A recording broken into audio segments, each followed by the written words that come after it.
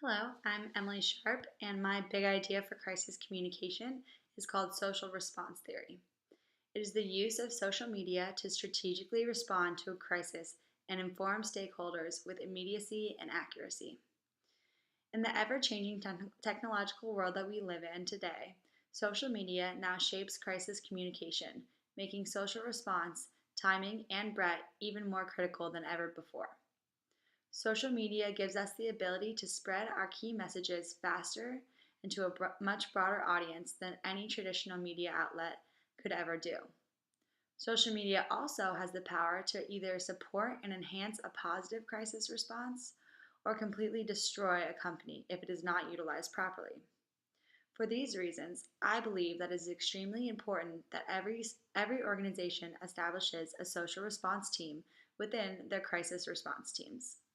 By doing this, the company can always ensure a rapid and widespread social response. Social response theory has three main steps.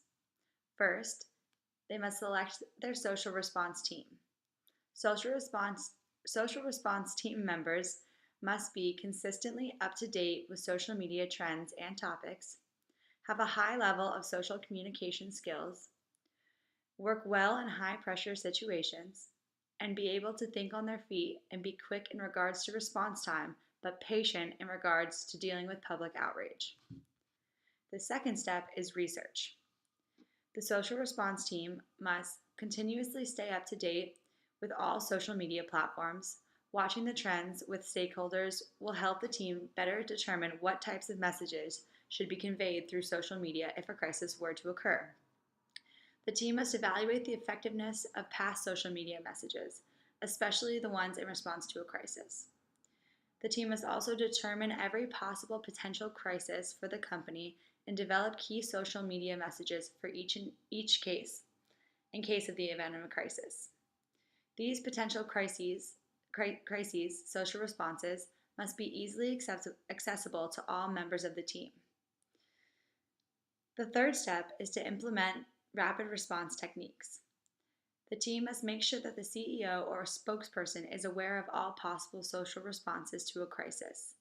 The last thing an organization would want is for their CEO or spokesperson to be telling the public something different than what is being conveyed on social media. The team must establish an impressive social media presence and gain the following from stakeholders prior to any crisis, in order to make sure all of the stakeholders will see the key social messages if a crisis were to occur. The team must also practice fake crisis scenarios and evaluate the rapid response on social media. Include stakeholders in these scenarios to be able to conduct a type of focus group after the fact to determine whether the social response was favorable or not.